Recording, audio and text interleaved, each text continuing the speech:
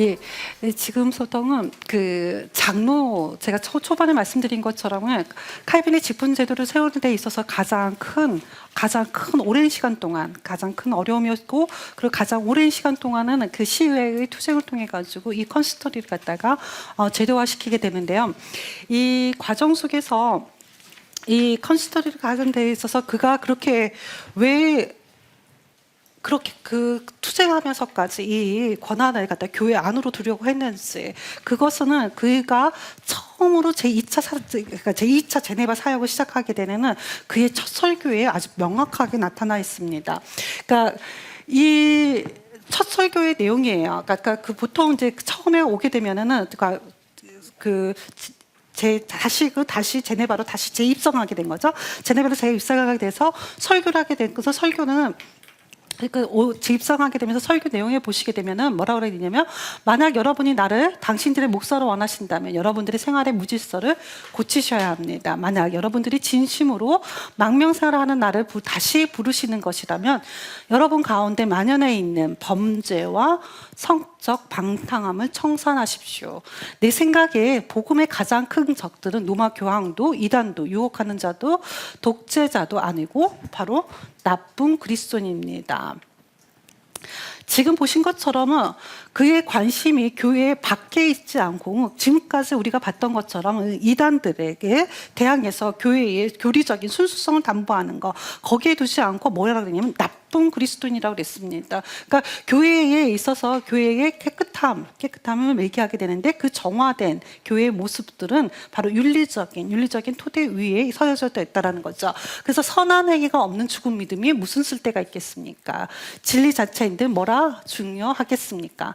사악한 삶이 깔려있고 행하는 것이 말하는 것을 부끄럽게 한다면 나를 두 번째로 이 도시에 내치셔도 나로 새로운 망문자에게 고통의 쓰라름을 다스리게 하셔서, 아니면 준엄한 법이 교회를 다스리게 하소서, 바로 순전한 권징을 다시 세우소서라고 얘기했어요.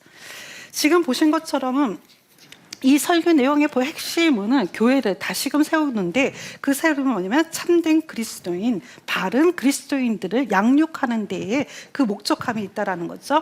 그리고 그 교회의 기능이 바로 뭐냐? 그러니까 바른 그리스도를 양육하는데 그것을 할 수 있는 방법으로 얘기하게 되는 것이 바로 권징이라는 거죠. 그러니까 그리스도인으로서 올바른 삶, 바른 삶을 살도록 이끌기 위한 교회의 직무로서의 권징에 그가 관심을 갖게 되는 것을 보게 됩니다. 바로 그 일을 담당하는, 그 권징의 일을 담당하는 자로서 지금 장로의 직분을 세우게 되는 거죠.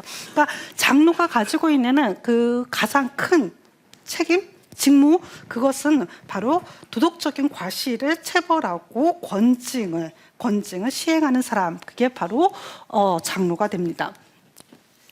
이것을 보시게 되면은 어느 정도로 이게 윤리적인 체벌이 이루어지는 거다 보이기 때문에, 체벌이 이루어지게 되면은 윤리적인 그 체벌이라고 한다라는 것은 시의회가 가지고 있는 기본적으로 법이 있었거든요. 그러니까 법이 존재해서 그 법을 통해 가지고 강제성이 거기에 내포가 돼 있었거든요. 그러니까 시의회에서 그 법을 어기는 사람들에 대한 체벌이 이루어지게 되고 법의 재판이 이루어지게 되는 것이 있는데, 지금 또 하나의 재판의 제도를 어디서 갖게 됐냐는 거면 이 교회 안에 갖는다라는 거죠. 그렇기 때문에 이 두 개의 재판권이 이 시의회에 형성되게 됐다라는 거죠.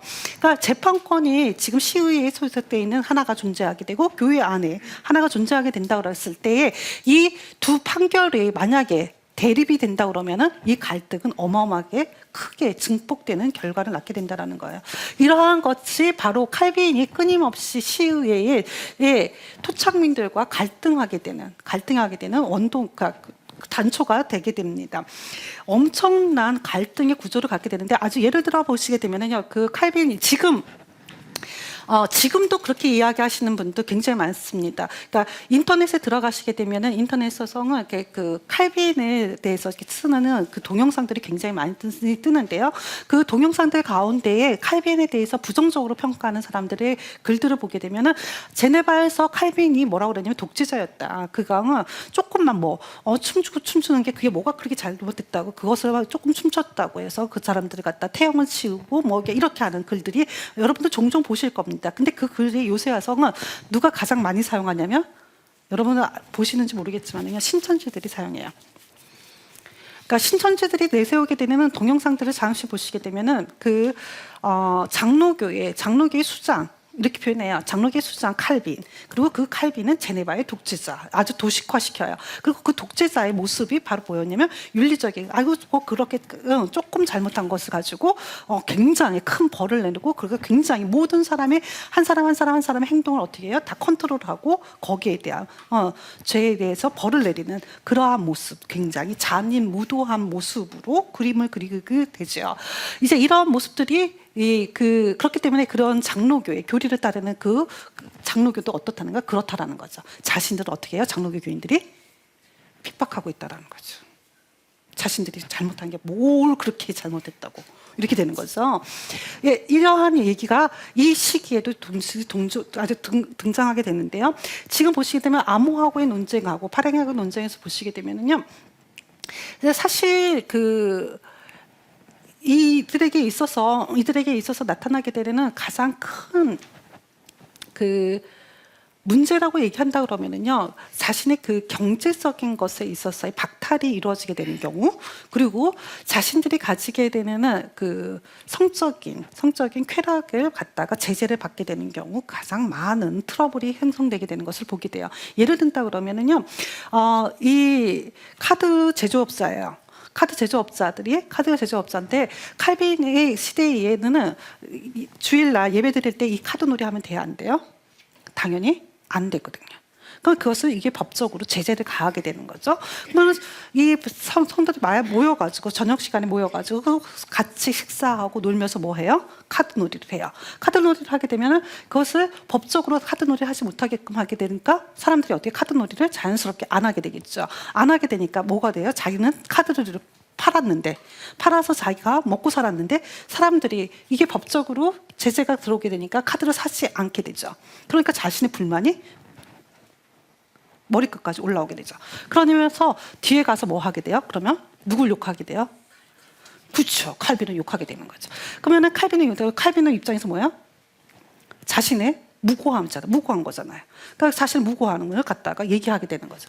이러한 무고함을 누구한테 얘기하게 되면 시의회에다 토론을 하게 되는 거예요. 시의회가 데리고 이렇게 불러와가지고 물어보죠. 너 이런 했니?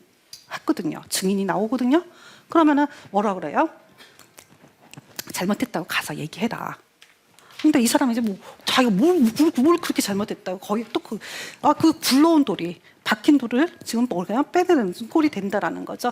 그러니까 그가 칼빈에 가서 내가 잘못했다고 얘기를 하지 않으려고 하는 것을 시의회가 가서 얘기해. 그게 뭐 그렇게 힘들다고 가서 미안하다고 얘기하고 나서 조금 같이 좀 편안하게 가자 이렇게 얘기해서 둘러요.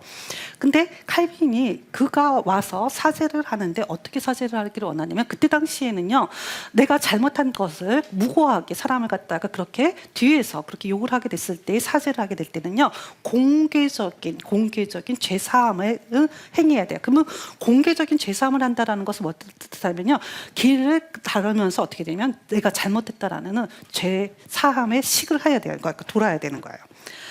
그러니까 이 입장에서는 이 정도까지 내가 그렇게 잘못했냐 이렇게 되는 거죠. 내가 이 정도까지. 그러면 자기가 잘못한 게 다 공개적으로 다 드러나게 되는 거잖아요. 그러니까 그렇게 되니까 칼빈이 이야기할 때는 그렇게 해야 된다라는 거예요. 왜 그러냐면 나를 욕한 것은 문제가 되지 않는다라는 거예요.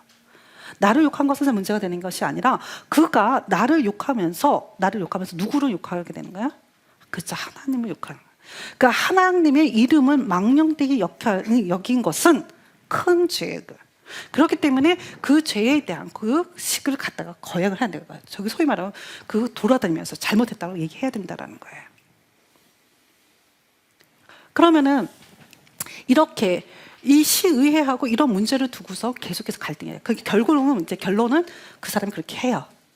근데 하는데 이 마음속에 뭐가 남는 거야? 앙금이 남는 거죠. 이제 앙금이 남는, 누구에 대한 칼빈에 대한 앙금이 남게 돼요. 이러한 갈등의 구조가 일어나게 돼요. 그러면서 이런 갈등의 구조감은 지금도 칼빈에 대해서 너무 엄격한 거 아니냐는 거죠. 뭐 그렇게 조금 잘못한 거 가지고 그렇게까지 해야 되느냐는 거죠. 이러한 이야기들을 하게 됩니다. 근데요, 잊고 있는 것 중에 하나가 뭐냐면요, 지금 이 법 집행은 칼빈이 법을 제정한 게 아니란 사실이에요. 얘가 제가 여러분 글에도 써놨지만은요, 이 법을 제정한 것은 누가 한 거냐면 바로 제네바 시의회에서 자체적으로 했던 거예요. 그들이 제네바가 로마 카톨릭으로부터 다시금 분리돼서 나와서 하나님 앞에서 올바른 길, 그리스도인의 길을 걸어가기로 작정하고 난 다음에 그들이 어떻게 하냐면 그러한 법을, 올바른 삶의 길을 걸어가겠다고 그들이 제정한 거예요.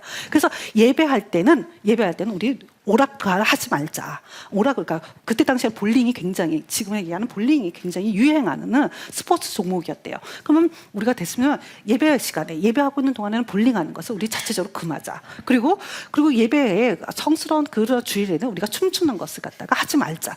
본인들이 제정한 거라. 그러면은 그것을 지금 칼빈은 뭐 한 거예요? 그렇죠. 집행한 거예요. 그러면 집행할 때 이 법을 어겼을 때 어떠한, 이 사람은 제네바에 높이 있는 높은 사람이니까 봐줘야 되고, 저 사람은 밑에 있는 사람이니까 봐주지 말아야 되고, 그러한 공간을 남겨두서는 안 되는 거겠죠. 그러니까 칼빈이 한 것은 그들이 제정한 법을 어떻게 해요? 집행했다라는 거죠. 엄격한 집행이 있었다라는 거. 그렇기 때문에 지금의 칼빈이 가지고 있는, 그러니까 지금의 많은 사람들이 칼빈을 독재자라고 얘기하고, 그리고 그것을 뭐 엄격하게, 너무 지나치게 엄격한 거 아니냐라고 했을 때 그가 목적하는 바가 무엇이었는지를 좀 생각하는 것이 필요하지 않을까라는 생각이 듭니다. 또 하나 기억해야 될 것은요, 지금 칼빈이 목적하고 있는 것은요, 칼빈에서 권증을 통해서 그가 목적하고 있는 것은 누구를, 이거 잘못했다, 그 사람이 이거 잘못했으니까 벌을 내려야 된다라고 하기는 그 벌에 있지 않다는 사실이에요. 그러니까 권증이라고 얘기하게 되는 것은 권면하고 그들을 어떻게 하면 다시금 끌어안는, 그리스도 안으로의 사랑으로서 포용하려고 하게 되는 것이 그에게 있어서 목적이라는 바를 배웠거든요. 그렇기 때문에 그 칼빈이 가지고 있는 것이 목적하는 바가 무엇이었는지를 조금 이해하는 것이 필요하지 않은가라는 생각을 하게 됩니다. 지금 이 칼빈의 제네바에 대해서는 발렌틴 안드레아인데요. 발렌틴은 루터파거든요. 그러니까 이때 당시에 그 개혁파하고 그다음에 루터파로 프로테스탄트 안에서 나눠져 있는데, 이 발렌틴 안드레아가 제네바를 방문해요. 제네바를 방문하고 나서는 뭐라고 이야기하게 되냐면, 일주일 동안 제네바 시민들의 생활과 심지어 가장 사소해 보이는 범죄도 면밀하게 관찰했는데 그 도시 안에는 특별한 장식품으로서 어떤 도덕적 규율이 자리하고 있었다. 모든 종류의 저주, 맹세, 도박, 사치, 싸움, 분쟁, 혐오, 사기 등은 금지되었고 더 중한 범죄들 역시 거의 들어본 적이 없었다. 도덕적으로 깨끗한 이런 삶은 얼마나 영광스러운 기독교의 장식품인가라고 얘기했어요. 이것이요, 같은 제네바 안에 있는 개혁의 같은 길을 걸어가는 사람이 이렇게 얘기한 것이 아니라 그하고 교리적으로 대립구도에 있었던, 특히 성찬에 이해된 그리스도에 대해서 대립구도에 있었던 루터파의 사람이 와가지고 제네바를 보고 난 다음에 남긴 글이에요. 남긴 글을 보시게 되면은 그 제네바가 어떤 모습을 가지고 있냐면 도덕적으로 굉장히 깨끗한 도시를 형성하고 있었다는 거죠. 그 원동력이 어디에 있었냐는 거예요. 그 원동력이 저는 칼빈이 가지고 있는, 그 장로들이 가지고 있는 이 컨시스토리움의 역할이 가장 지대하게 컸다라고 봅니다. 그러면은 이 컨시스토리가 어떻게 운영이 되고 어떻게 그러면은 이 제네바에 있는 성도들을 그런 그리스도의 바른 삶으로 이끌어 나갈 수 있었는지에 대한 좀 얘기를 조금 해드리려고 합니다. 보시게 되면은요, 이 컨시스토리를 갖다가 세우고 그리고 그 과정 속에서 초반에 말씀드린 것처럼 굉장히 어려움이 있었다는 말씀을 이미 말씀을 드렸어요. 그것은 그럴 수밖에 없는 것은요. 지금 우리가 장로를 임직을 세우게 되는 것은 교회에서 이루어져요. 그죠? 교회에서 이루어지게 되는데 이때 당시 제네바에서는 장로를 세우고 그리고 컨시스터리 구성원으로 그러니까 소위 말하면 파견을 내리는 것은 누구에 의해서 이루어지게 되면 시의회에 의해서 이루어지게 되거든요. 그러니까 장로는 지금은 교회에서 임직을 받게 되는 거지만 이때 당시에는 누가 어디서 하냐면 시의회에서 월급을 받게 돼요.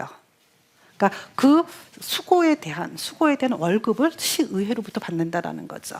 그러니까 그렇기 때문에 장로가 가지고 있는 장로의 입장에서 근데 사실 이 장로가 가지고 있는 임기가 그렇게 오래되지 않으니까 매년 그래서 그 임기를 연기를 하게 되기 때문에 사실 오랜 기간 동안 있는 것은 아니지만 시의회의 컨트롤 안에 있었다라는 것은 계속해서 칼빈의 그 컨시스터리를 갖다가 교회의 권한 안으로 들고자 했을 때에 같은 구조로 나올 수밖에 없는 상황이었다라는 겁니다. 자, 이러한 상황 속에서 보시게 되면은 가장 우리가 그 벌을 주게 되는데 있어서는 벌에 우리가 포커스를 맞추기보다는 오늘은 조금은 그러면은 잘못한 것을 그 다음에 어떻게 이 그러니까 그 벌을 벗어나서 다시금 교회 안으로 들어오게끔 했는지에 대한 좀 포커스를 먼저 조금 설명해주고 드리고 난 다음에 그 다음에 시간적 여유가 될 때 앞부분에 대한 설명을 조금 더 드리는 게 좋지 않을까라는 생각이 듭니다. 우리가 권징하게 되면 권징을 이야기하게 되고 권징에 대한 이야기들을 굉장히 많이들 언급하다 보니까 그 사람 잘못한 거 벌 주는 거 여기에만 포커스를 많이 맞추게 되는데요. 근데 권징이 지금 말씀드린 것처럼 권징은 벌 주는 데 목적이 있는 것이 아니라 다시금 교회 안으로 그 성도들을 끌어안는 데 목적이 있었다는 거죠. 그들에게 교육을 하는 것이 목적이 있었다는 거. 그렇기 때문에 이들이 잘못한 것을 전적으로 어떻게 회개하고 자신이 그것을 깨닫고 회개하고 그것을 다시금 내가 잘못했다고 고백하게 됐을 때는 어떻게 보면 다시금 교회 안으로 받아들였다는 거죠. 그런데 사실 이 진정한 그 교회가 회개가 이루어지게 되는 것은 내가 정말 잘못했다라고 내가 아무리 한다 할지라도 그 진정한 회개라고 하게 되는 것은 어디서부터 이루어지게 되는 거냐면 하나님께서 주시는 성령에 의해서 이루어지는 거죠. 그렇기 때문에 내적인 회개가 이루어지게 되는 것이 진정한 회개가 될 텐데요. 지금 여기서 이야기하게 되는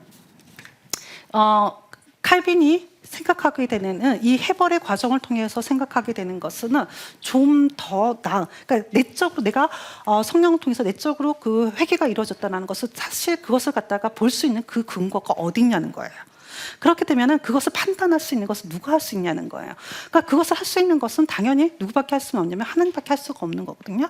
그러면은 그들이 정말 진정으로 회개를 했는지 안 했는지, 정말 그 사람이 삶이 잘못된 길을 가다가 다시금 되돌아왔는데 되돌아오는 그 길이 정말로 잘못된 길에서 되돌아온 것이 맞는지 안 맞는지를 어떻게 알 수 있냐는 거죠.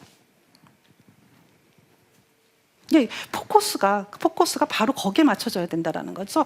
그러니까 사람들이 잘못할 수 있고 그리고 사람들이 그 잘못한 것을 인지하고 그리고 나서 그 다음에 인지한 것에서 끝나는 것이 아니라 그것이 어떻게 돼? 내 삶의 변화를 이끌어낼 수 있어야 되는데 그 변화를 이끌어내는 것에 있어서 외적으로 나타나게 되는 지표들이 있어야 된다는 거죠. 그 지표로 칼빈이 얘기하게 되는 것은 세 가지를 이야기합니다. 세 가지를 이야기하게 되는데요. 첫 번째 신앙 고백을 얘기해요. 그리고 두 번째 얘기하게 되는 것이 바로 외적으로 나타나게 되는 도덕적인 삶을 얘기해요. 그러니까 적어도 그가 회개했다라고 하면 내적으로 정말 참된 그리고 정말 좋은 회개는 그 성령님께서 주셔서 이 마음에 내적으로 완전히 되는 것이 가장 좋은 회개이지만 그것이 이루어진 사람이라 한다면 어떻게 해요? 내가 외적으로 뭔가 변하는 게 있다라는 거죠. 그 변화가 분명히 있어야 된다라는 거예요. 그 외적인 변화가 있어야 되고 그러고 난 다음에 그 사람을 어떻게 성찬에 참여하도록 해야 된다라는 거예요.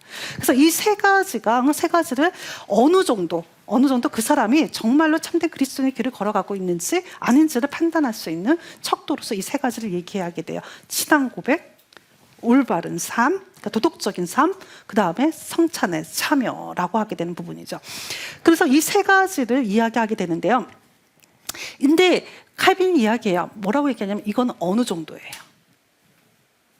어느 정도라고 얘기하는 것은 이게 딱 그 사람이 정말로 회개했다 이렇게 얘기하는 것의 근거는 아니라는 거죠. 그냥 그것을 그렇게 그래도 조금 더 나은 상태, 아주 완벽한 회개가 이루어졌다고 얘기하지 못하지만은 그래도 이전보다 조금 더 나은 상태로 가게 되는 그 회개를 했다라는 증표로 봤다라는 거죠. 그러면은 이 과정을 그냥 회개가 하늘 성령께서 주시는 그 과정을 가기 전에 그러면은 인간적인 노력들이 보여져야 되는데 그 인간적인 노력들이 어떻게 이루어지냐는 거예요. 그 어떻게 이루어지냐가 여러분들이 지금 우리가 목회자가 해야 될 임무, 직무 가운데 하나가 바로 뭐냐면 신방이라는 거죠. 여러분들 그 신방이 제네바에서 이 신방의 제도화가 이루어지게 되는 것이 바로 이 권징하고 맞물리면서예요. 그러니까 권징하고 맞물리면서 신방이라는 것이 제도화가 이루어지게 되는데 그 신방이 제도화가 이루어지는 것이 언제냐면 1556년부터예요.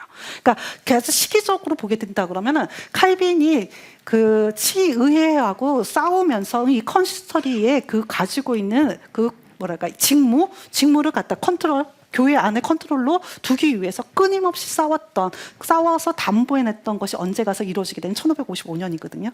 그러니까 1555년 바로 그 다음 해부터 바로 뭐예요? 신방이라고 하는 제도를 가지고 들어온다라는 거예요.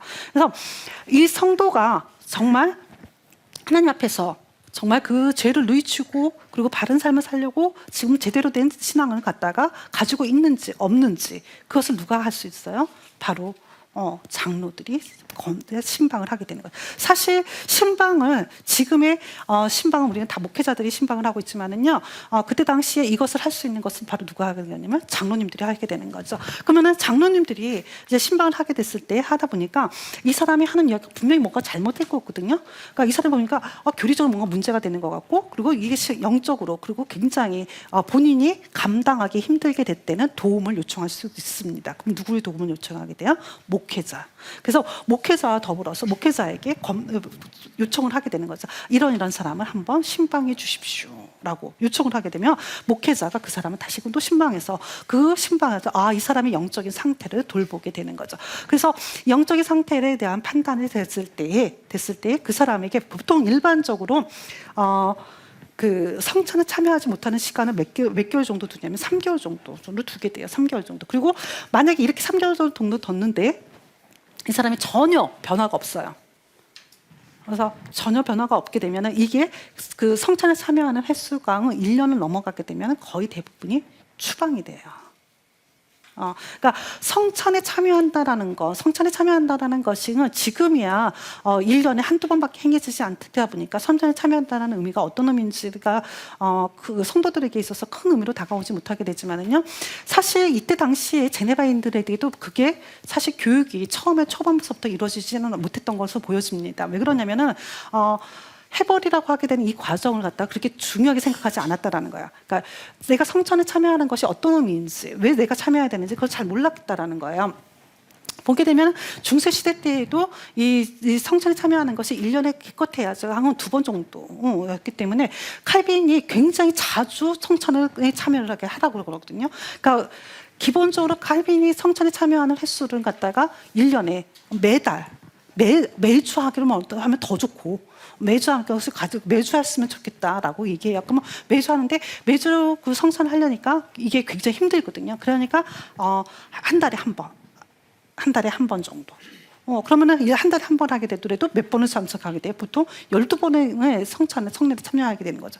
그러니까 그 이전에는 그렇게 자주 참석하지 않았었는데 내가 지금 칼빈은 뭐예요? 1년에 12번이라고 하게 되는 그런 것을 성찬에 참여하라는 거죠. 그러니까 성찬에 참여한다는 것이 어떤 의미인지 그런 것이 무엇을 나한테 주는지 이런 교육들이 필요했다라는 거예요. 그런 교육들이 이루어지게 되고 그런 교리 교육이 이루어진과 동시에 그것을 통해서 내가 성찬에 참여하는 것이 하나님께서 나에게 주시는 그 은혜 안에 내가 머물고 그 잔치에 내가 참여한다라는 거, 내가 하나님의 영적으로 나를 갖다가 그 하늘 높은 곳으로 올려서 그 예수 그리스도의 부활체의 모습을 내가 바라보면서 떡과 포도주를 나누는 잔치에 내가 참여한다라는 그 기쁨을 누리는 그 의미를 누리고 알게 됐을 때 성도들이 야, 이것이 해벌을 해야 되고 적극적으로 내가 죄를 고백하고 다시금 그 자리, 그 잔치 자리에 내가 참여해야 된다라고 하게 된 당위성을 갖다가 배우게 된다라는 거죠. 이 해벌의 과정이 굉장히 중요하게 되는 거죠. 칼빈이 권징만큼 중요하게 생각했던 것은 바로 이 해벌의 과정이에요. 그러니까 내가 무언가를 잘못해서 그 사람이 잘못한 것에 대한 벌을 내리고 그리고 그것에 대해서 정죄를 하는 것에 있어서 그것도 중요하지만은 이것을 다시 되돌려서 다시 그 교회 공동체 안으로 들어오게끔 하려는 노력하는 그 노력이 지금의 이 컨시스터리가 가지고 있는 목적하는 바였다는 거예요. 그래서 아주 명확하게는 중세가 이단자들에게 정죄를 했던 거하고는 다른 차원이라는 거죠. 권징이라고 하게 되고 내가 잘못한 것에 대한 벌을 내리고 막 이런 것들이 그냥 이단자들에게 그 중세 시대 때 했던 저주의 말을 내리고 그리고 그들을 출교시켰던 거하고는 다른 차원에서 이해해야 된다. 그래서 칼빈에게 있어서는 적어도 그래서는 이 권징이라는 것을 교회의 지표로 삼지는 않았다라는 거예요. 그러니까 우리가 장로교회에서 교회의 지표로 삼게 되는 것을 보통 이야기하게 될 때 말씀 얘기하게 되고 성례 얘기하게 되죠. 이 두 가지 얘기하게 되고 장로교회는 거기에 하나 더 붙여서 뭘 얘기하게 되냐면 권징을 얘기하게 되죠. 그러니까 이 권징이 적어도 칼빈에게 있어서는 이 권징을 교회 지표로 삼지는 않아요. 그러니까 이 권징이 교회로 지표로 나오게 되는 것은 스코틀랜드로 넘어가면서부터거든요. 이 끊임없이 그 칼빈이 목적하는 바는 이 성도들을 바른 그리스도인으로서 양육하는 데 있었고 그들을 바른 지체로 세우는 데 있었고 그들과 더불어서 함께 나누는 데에 그 목적하는 바가 있었다라는 것이 중요하지 않을까라는 생각이 듭니다. 여러분들 거기 그 14페이지에 보시게 되면은요. 그 14페이지에 보시게 되면은 요새 그 칼빈 연구에 있어서는 많은 글들이 칼빈이 가지고 있는 교리적인 신학적인 것에 포커스를 맞추는 것보다 그가 그때 당시에 이 컨시스터를 통해서 그다음 목사를 통해서 그때가 실제적으로 목회를 어떻게 했는지에 대한 책들이 최근에 굉장히 많이 발표가 됩니다. 출판이 됩니다. 그리고 우리나라 말로도 지금 이 목사회에 관련된 그 글들은 이미 번역돼서 나오기도 했습니다. 거기에 가장 대표적인 사람이 바로 이 킹던인데요. 이 킹던의 글을 보시게 되면 거기 중간에 각주 11번에 있습니다. 각주 11번에 보시게 되면은 제네바 컨시스터리에 의해 출교를 당한 자들은 열심히 심지어는 광적으로 표현했어요. 그러니까 열심히 심지어는 광적으로 다시 성만찬을 받아들이려고 노력했다. 결국 대부분의 이들은 컨시스터리와 화해하여 3달 안에 즉 칼빈의 제네바에서 1년에 4차례 실시되던 선판 중은 한 번을 빠지고 다시 성찬에 임하게 되었다. 만약에 그들이 화해하지 못하게 되면 일반적으로 가족과 친구 그리고 재산을 버리고 망명생활을 떠나 그 도시를 완전히 떠나버렸다. 출교는 예외적으로 효과적인 통제 기능을 하게 되었다라고 되어 있습니다. 지금 보시는 것처럼은 이 컨시스터를 통해 가지고 굉장히 성찬에 대한 것이 그러니까 이 권징이라는 것에 권징이 가지고 있는 목적하는 바가 뭐냐면 이 성만찬에 대한 본래의 의미를 회복하는 데 있었다라는 거예요. 그 권징의 벌로 내세운 것도 바로 뭐냐면 성만찬에 참여하지 못하게끔 하는 거였거든요. 참석하지 못하게끔 하는. 그러니까 3개월에 처음에 3개월에서 성만찬에 참여하지 못하는 거. 내가 예수 그리스도를 통해서 하나님께서 예수 그리스도를 우리에게 주신 의미가 바로 무엇인지 그것을 갖다 볼 수 있는 지표가 바로 뭐냐면 성만찬이거든요. 근데 그 성만찬에서 내가 하나님께서 주신 은혜를 누리지 못하는 것, 거기서 배제됐다라는 것이 얼마나 그들에게 있어서 신앙에 있어서의 침통함이고 비통함인지를 갖다가 알게끔 하기 위한 것. 그래서 내가 다시금 성찬에 참여한다라는 거, 교회의 일원으로서 된다라는 것이 어떤 의미인지를 이 권징을 통해서 알게끔 하려는 것이 그 목적하는 바였다라는 거거든요. 이게 굉장히 중요하다라는 거죠. 거기에 보시게 되면 제가 뭐 몇 가지 이렇게 적어놓은 것들이 있는데요. 그것들은 한번 보시면 될 거고요. 이정수 교수님에 대한 반론의 제기를 제가 조금 했습니다. 그래서 그것을 좀 보시면 될 것 같고요. 지금 보신 것처럼 이 장로라고 하게 되는 직분, 그러니까 장로가라고 하게 되는 직분이 가지게 되는 의미가 어떤 의미인지 이 get이 굉장히 중요하다는 것을 조금 다시 한번 말씀드리고요.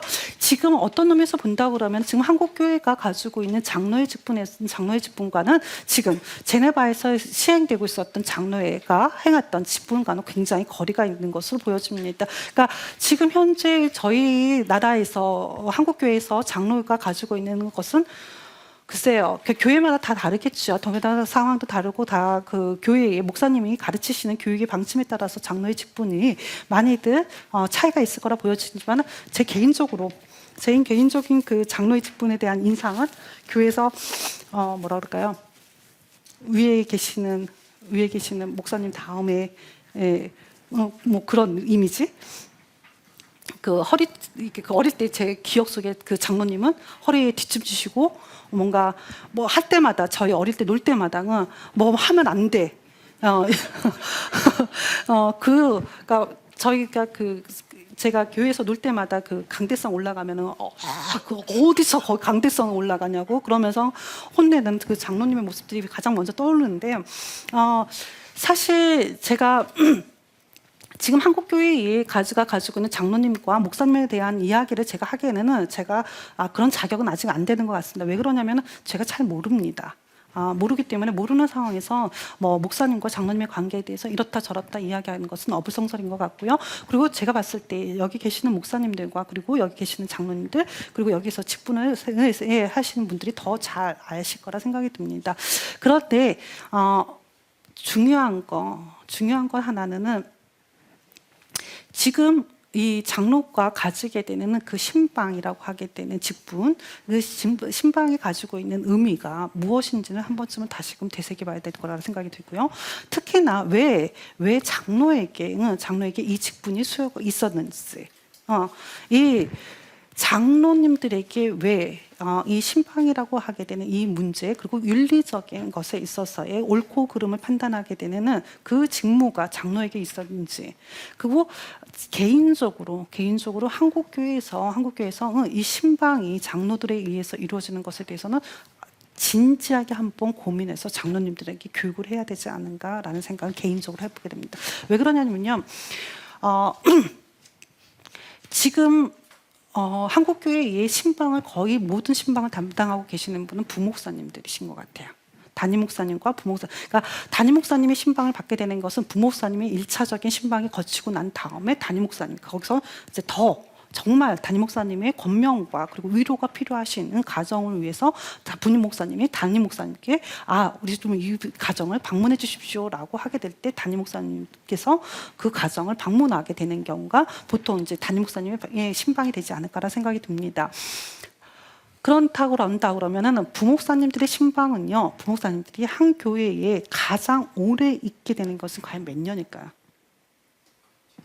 제가 생각할 때요, 부목사님 가운데 한 교회에서 10년 이상 부목사님 생활하는 경우는 제가 봤을 때 거의 드물어요. 그러니까 10년 이상 제가 제 주변에서 10년 이상 한 교회에서 부목사 생활하는 목사님들은 딱 3분 만났습니다. 3분 만났는데 그 목사님들이 한 분은 가장 이상적인 거라고 생각하는데 그 교회에서 자라서 그 교회에서 전도사했고 그 교회에서 목사 안수 받고 그 교회에서 부목사까지 하고 그리고 잠시 위임받기 전에 1년 밖에 나갔던 것을 제외하고는 그 교회에서만 생활했던 지금은 그 교회의 담임 목사가 된 친구. 그 친구 그리고 한 목사님 같은 경우 부목사 생활을 13년 동안 부목사 생활했는데 아무것도 없이 교회에서 그냥 떠날 수밖에 없는 목사님. 이런 근데 이건 정말 제가 들어도 예외적인 경우. 어느 교회 제가 지금까지 신학대학에서 가르치면서 그 신학대학에서 그 전도사님을 통해서 듣는 이야기를 본다 그러면 거의 대부분의 부목사님들이 한 교회에 머무는 시기는 3년에서 5년이 아닐까라는 생각이 듭니다. 그러면은 성도님들의 생활을 가장 잘 알 수 있는 사람은 과연 누굴까요? 저는요, 그 교회에서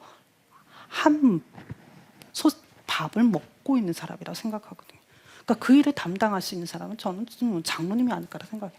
그러니까 적어도 장로로서의 직분을 교회가 그분에게 수여해 준 거거든요. 그러니까 위임을 좀 그러면은 그 위임이 장로의 직분에 가장 적절하게 그 칼빈이 고민했던 그 지점을 목사님과의 관계 속에서 가장 잘 다리 역할을 해줄 수 있는 그 교회에서 가장 오랫동안 그 성도를 보호하고 그 성도를 돌봐왔던 장로님이 아닐까라는 생각은 개인적으로 해보게 됩니다. 그렇다 그러면은 지금의 교회가 각각의 교회 특히나 장로교회가 지금 칼빈이 16세기에 그러니까 단지 옛날에 있었던 그러한 것이니까 지금은 필요 없어라고 하기 이전에 왜 칼빈이 이 장로의 직분에 있어서의 그 장로가 무엇을 하기를 원했었던 건지, 그리고 지금도 우리에게 이 장로의 직분이 어떻게 회복되는 것이 필요한 것인지 한 번쯤은 고민해 봐야 되지 않을까 개인적으로 생각하게 됩니다. 지금 이 권징을 행하는 데 있어서 중요한 것, 또 하나 중요한 것은 이 권징을 행하는 데 있어서 이 컨시스터리에 잘못을 하는 어느 누구든지 예외를 두지 않았다는 사실이에요. 그러니까 그 말은 컨시스터리의 그 윤리적인 잘못을 하게 된 것은 목사가 됐던 어떤 하나의 미처나 교회의 하나의 거기에 하인이 되었던지 간에 그것에 예외가 되지 않았다라는 것이 가장 중요하지 않을까라는 생각이 듭니다. 우리가 윤리적인 판단을 하는 데 있어서 옳고 그름을 판단하는 데 있어서 잘못 행할 때도 있겠죠, 당연히. 그런데 그 원칙은 우리는 뭐냐면 하나님 말씀에 두고 있거든요. 그리고 이 컨시스터리에서 중요하게 생각하게 되는 말씀의 원칙은 그 교육적 그러니까 개혁교회가 가지고 있는 율법에 대한 제3율법이라고 얘기하게 되는 십계명의 토대를 두고 있기 때문에 그것은 변하지 않는 영원한 진리로 우리가 받아들이고 있는 거거든요. 그렇다 그러면 그 진리의 근거에서 이루어지게 되는 이 근거에서 잘못을 하는 데는 예외가, 그리고 그것은 흔들림이 없어야 된다는 거죠. 사람의 인정이 흔들리는 것이 아니라 우리가 무엇을 거기에 목표로 두고 가고 있는지를 아주 진지하게 고민해 봐야 된다는 거예요. 이 진지하게 고민하는 가운데서 잊어버리지 말아야 될 것은 칼빈은요, 교회가 한 지점에서 머물러 있는 교회를 생각하지 않았다는 거예요. 이 교회는 어느 때까지 가냐? 종말에 하나님 나라를 만들어가는 거거든요. 그러니까 각각의 지체들이 만나가지고 이 종말에 하나님의 심판에 있는 그때까지 같이 가야 되는 존재예요. 그러니까 같이 우리는 심판대 앞에 서게 될 때 옆에 있는 한 사람 어떻게 해요? 일으켜 세워가면서 그리스도인으로 바로 세워가면서 우리는 어디에 서게 될 거냐면 마지막 때 그 종말에 예수 그리스도 심판대 앞에 서게 될 거라는 거죠. 그 관점이 칼빈에게도 굉장히 중요했거든요. 그렇기 때문에 이 한 영혼을 하나님 앞에서 어떤 영혼으로 세워야 되냐면 올바른 그리스도인이에요. 그의 말씀에 신앙의 고백에 있어서 올바라야 되고, 그가 정말로 신앙에서 올바른 신앙인으로 섰다 그러면 그의 행위에 있어서 어떻게 돼야 되냐면 올바른 신앙인으로서 서야 된다는 거죠. 그것이 이 칼빈이 가지고 있었던 교회의 중요한 지표였다라는 거기 때문에 그리스도인의 지표이고자 교회가 이루어나가야, 교회가 만들어가야, 양육해야 될 교회의 목표이기 때문에 그것을 여기에는 예외가 있을 수가 없는 거죠. 그리고 거기에 예를 둘 수도 없는 거기 때문에 이것이 중요하지 않을까라는 생각이 듭니다. 마지막으로 네 번째 집사의 직분은 사실은 다 아시는 내용들이기 때문에 특별하게 설명하지 않겠습니다. 그러니까 이 집사의 직분을 하게 되면서 칼빈이 이야기하게 되는 것은 지금 우리가 이때의 이 집사 직분도 사실은 시의회에서 지금 그러니까 집사 직분을 주게 되거든요. 그러니까 교회가 주게 되는 것이 아니라 집사의 직분도 시의회에서 주게 돼요. 그래서 시의회에서 장로와 집사의 직분을 세우게 되고, 이 집사의 직분으로서 가장 중요한 것은 이 집사의 직분은요, 돈을 만지게 되거든요. 그러니까 가난한 사람들을 돕고, 그 가난한 사람을 돕기 위한 원래는 자금을 갖다가 만지는 사람이었기 때문에 굉장히 지금 보시는 것처럼 가난한 사람들을 위한 동정심을 가지고 있어야 되는 것뿐만 아니라 재물을 과도하게 소비하지 않는 사람, 그리고 지나치게 이윤을 추구하지 않는 사람, 그런 사람들을 집사의 직분을 세워야 된다는 원칙을 세우게 되죠. 지금 보시는 것처럼 그 구빈원에 하게 되는 일들을 보시게 되면은요. 지금으로 얘기하게 되면은 지금의 교회에서 하는 사회복지 제도, 교회에서 많은 교회들이는 사회복지제도를 갖다가 세우게 되고 그것을 하게 되는데 바로 이 구빈원이 그러한 역할을 하는 것으로 같지 않을까라는 생각이 듭니다. 그래서 구빈원에서 보시게 되면은 이 가난한 사람들을 재정적으로 돕는 역할을 이 구빈원에서 하게 되고요. 이 구빈원에서 하는 그 역할들을 보시게 되면은 그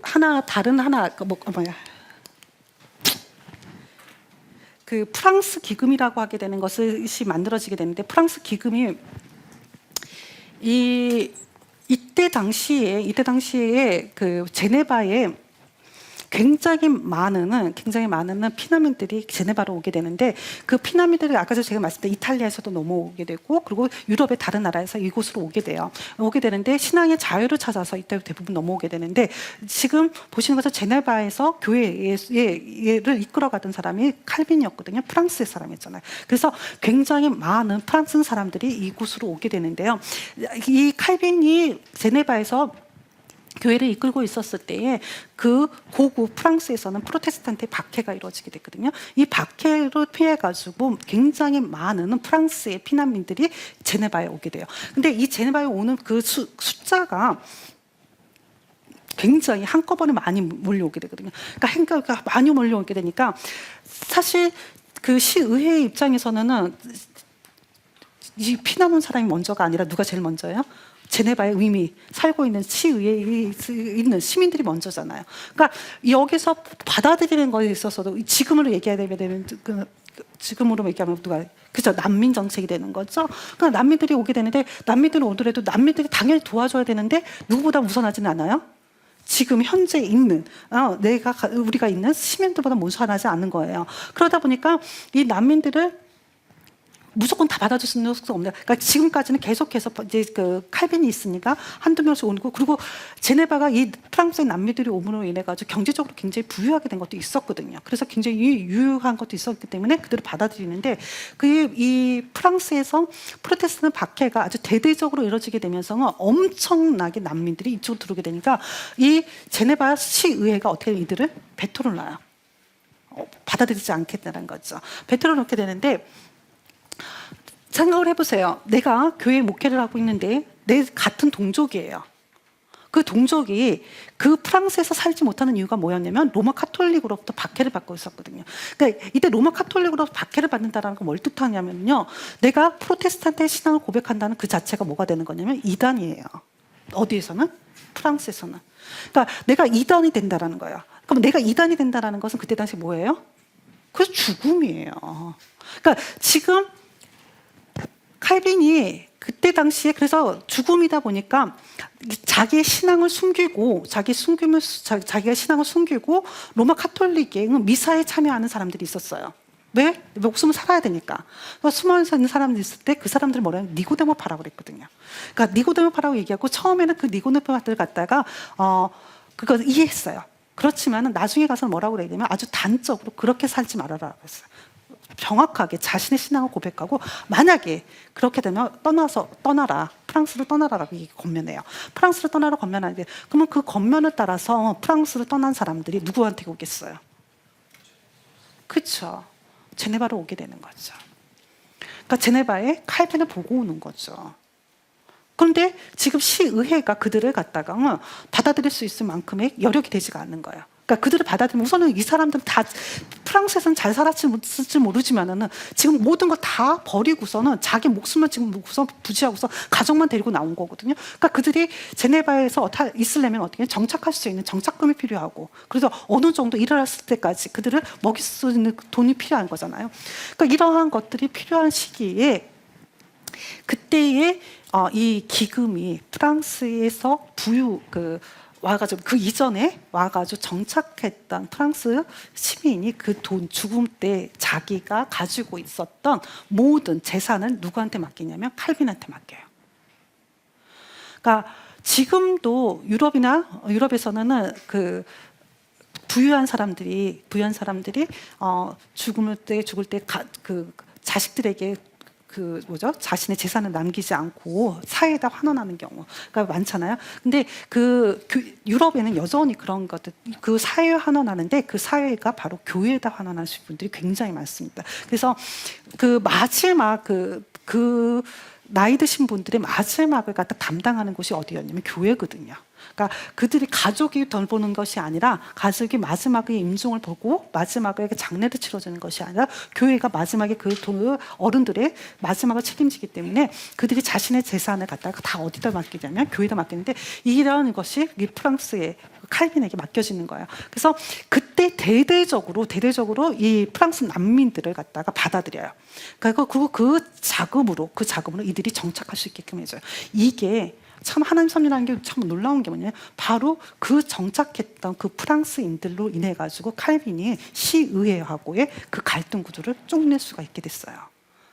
그들이 그렇게 많은 사람들이 정착해서 제네바에 들어오게 되고 그들이 정착하게 되는데 이때의 그 프랑스 난민들이 정착할 수 있고 정착하고 난 다음에는요 그들에게는 대부분 다 뭐가 있었냐면 기술이 있었거든요. 그래서 인쇄술 그 기술이 있다 보니까 그들이 정착하고 나서는 어떻게 해요? 거기서 재산을 갖다가 보유하게 되는 거죠. 살면서 잘 살게 되는 거예요.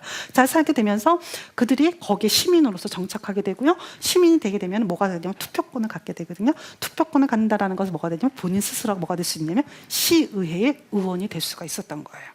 그러니까 시의회의 의원이 될 수가 있으니까 그러면 시의회가 됐을 때 누구를 도와주겠어요? 그렇죠. 자연스럽게 칼빈을 도와주게 돼요. 그래서 이러한 구도가 마지막에 끝낼 수 있었던 게 1555년 된 거예요.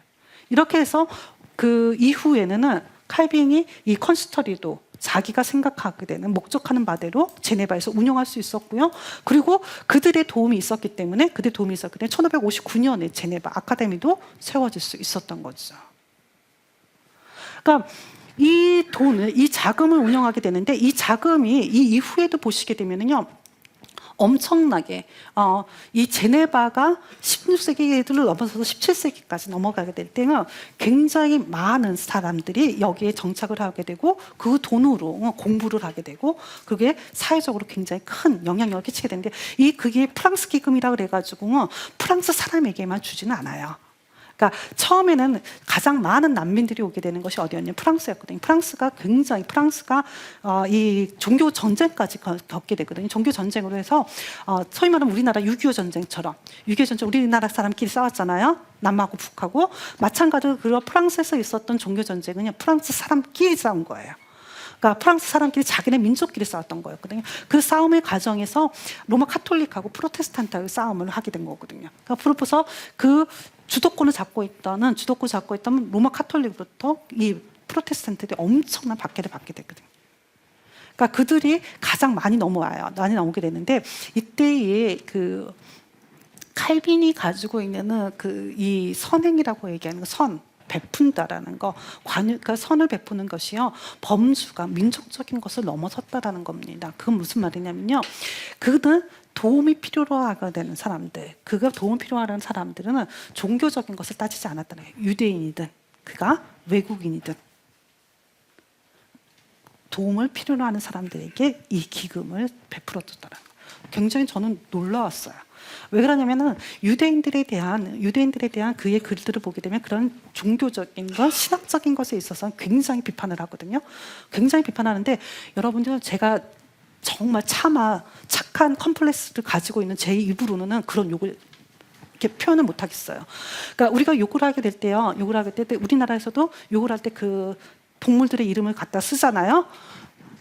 칼빈도 유대인들한테 얘기하게 될 때 그 동물들의 이름을 써요.